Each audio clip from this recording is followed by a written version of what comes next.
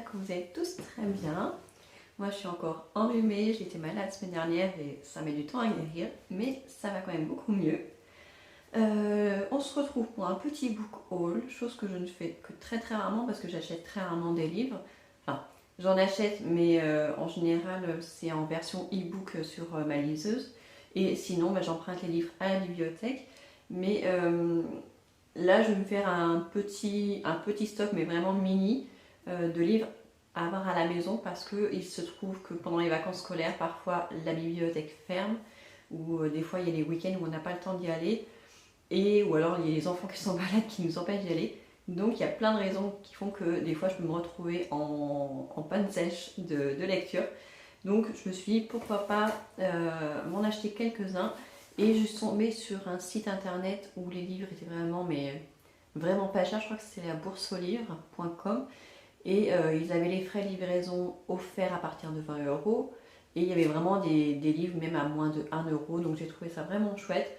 Donc je ne suis pas allée chercher très loin. Je suis regardée dans les catégories les moins chères. Et je me dis pourquoi pas. Ce sera vraiment histoire de dépanner. Et on peut faire des belles découvertes comme ça. Je me suis pas trop attardée sur l'état des livres parce que moi j'ai pas spécialement besoin que les livres soient neufs, même s'ils sont très abîmés du moment qu'ils ne mangent aucune page, ça me va. Et donc voilà, donc je viens juste de récupérer le colis tout à l'heure, donc je vais découvrir en même temps que vous parce que je ne me souviens pas non plus des titres et tout ça, donc on va découvrir ensemble. Donc au total j'en ai 1, 2, 3, 4, 5, 6, 7, 8, 9, 10. J'ai 10 livres. Donc, je trouve que c'est déjà pas mal. Et donc, voilà.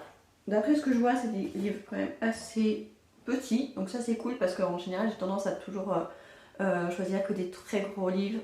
Et du coup, ça dure longtemps. Donc, tant mieux si c'est des petits. Alors, le premier que je prends s'appelle J'avais 12 ans. Donc, c'est un livre aux éditions Pocket de Nathalie Schweighofer.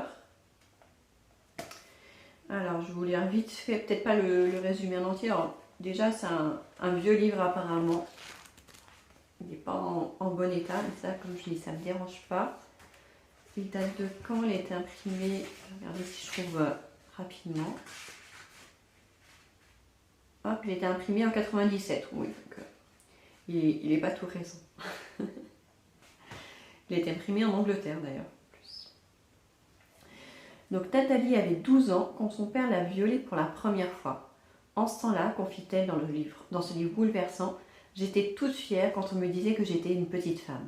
Je ne savais pas ce que ça voulait dire être une petite femme en miniature, une poupée que son père installait tranquillement dans la nuit sur la machine à laver pour la violer. Bon, c'est assez glauque, hein.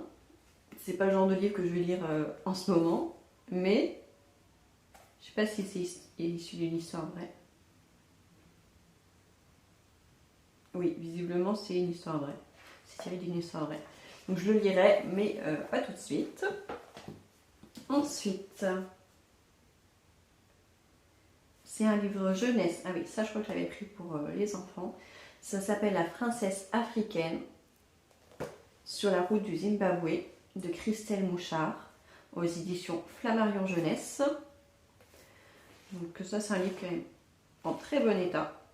En tout cas, pas forcément la couverture, mais à l'intérieur il est en excellent état, il n'est pas corné ni rien. Et celui-ci il a été imprimé en 2017. Le petit résumé, depuis près d'1 an, la princesse Chinza est prisonnière du roi Shaka, qui veut en faire son épouse. Elle a été emmenée loin de sa mère, la reine de Zimbabwe, loin de son peuple et de ses amis. Elle rêve de pouvoir retrouver son royaume. Un jour, arrive un étranger et son expédition. Ils cherchent à gagner Zimbabwe, la légendaire ville de pierre. Chinza les convainc de leur servir de guide, même si elle sait que la route sera pleine de dangers. Le voyage ne fait que commencer. Donc ça, c'est le tome 1. Ouais. Et après, il y a un épisode 2, La prisonnière de Zanzibar. Donc on verra si ça plaît aux enfants. Je leur chercherai le deuxième. Voilà pour le deuxième. Ensuite, un autre pour les enfants.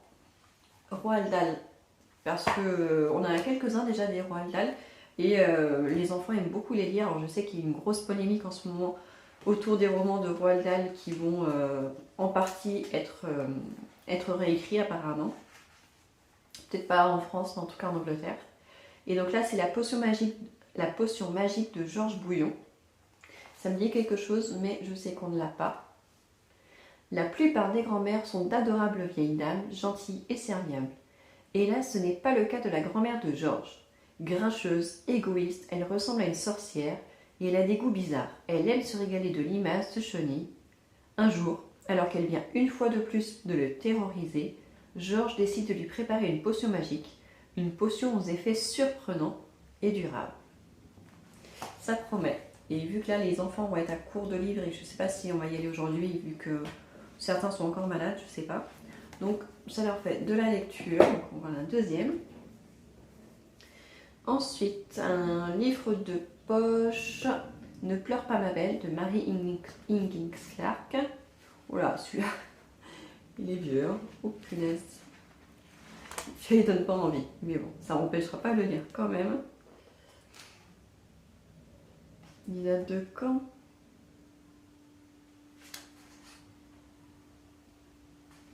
C'est même pas écrit quand est-ce qu'il était imprimé. 87.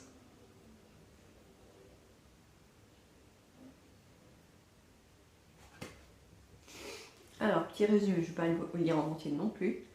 La jeune et ravissante Elizabeth Lange est hantée par la mort tragique de sa sœur, une star de l'écran et de la scène, tombée de la terrasse de son appartement à New York dans des circonstances pour le moins mystérieuses. A-t-elle été assassinée par son amant, l'irrésistible mania des affaires Ted Winters, lui-même en proie des tourments secrets? S'est-elle suicidée?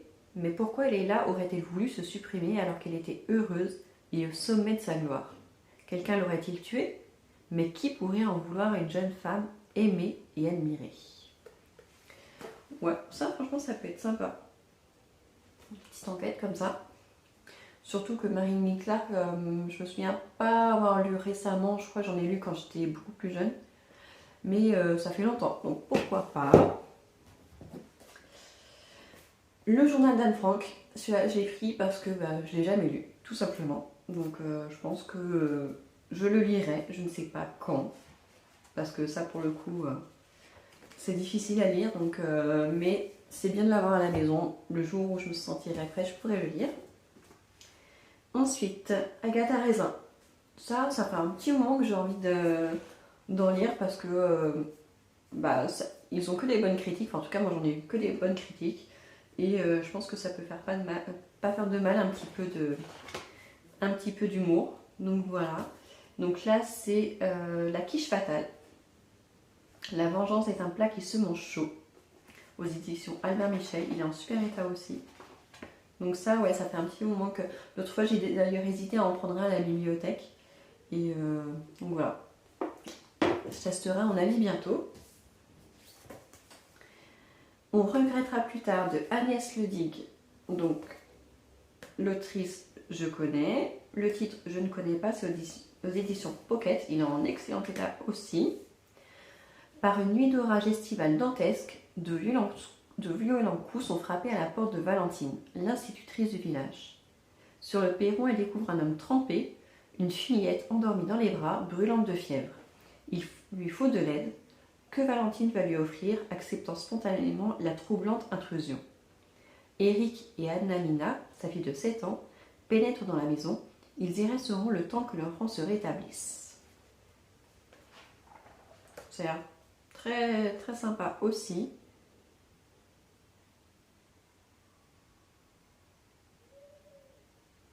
Ouais, en plus il est court.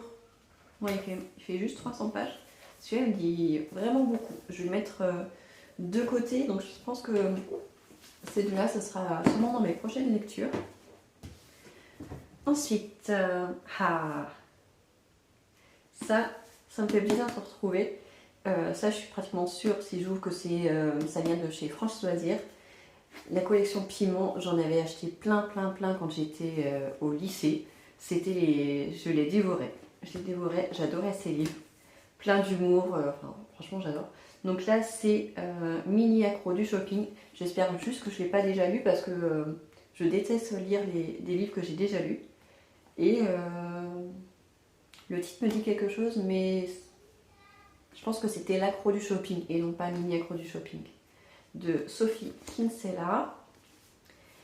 La maternité, Becky la voyait comme dans les magazines. Elle, en fashion mommy, courant les boutiques avec son bébé ultra looké, sage comme une image.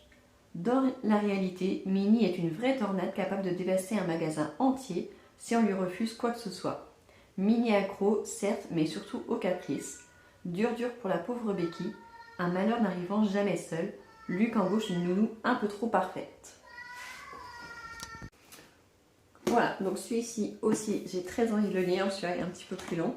Mais ça va me replonger dans mes années lycée et ça fait trop plaisir.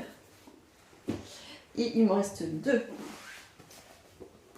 Alors, Christian Jacques, Le procès de la momie, aux éditions Pocket. Bon, celui-là, il a bien vécu, hein, bien abîmé. Et je crois que j'ai jamais lu de Christian Jacques. Mais pareil, quand j'étais au collège et au lycée, j'avais une de mes amies qui lisait, qui dévorait tous ses romans. Et du coup, ça me fait bien envie. Franchement, je ne me suis jamais lancée. Alors que j'aime beaucoup tout ce qui est autour de l'Égypte, mais c'est vrai que je ne me suis jamais lancée. Donc là, ça sera l'occasion. Je ne sais pas quand est-ce que je le lirai, mais je suis contente de la retrouver. Et le dernier, c'est un tout petit roman de Anna Gavalda, L'échappée belle. Le dilettante. La couverture, c'est un peu bizarre. En fait, c'est des mini sacs de riz. Des mini coupelles de riz.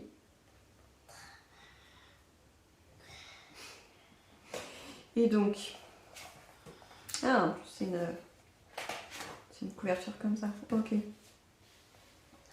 Donc c'est ça le résumé, apparemment.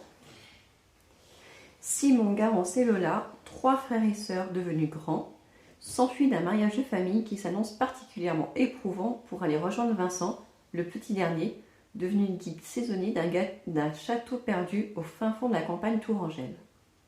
Bon, déjà, la région de Tours, donc ça me dit bien.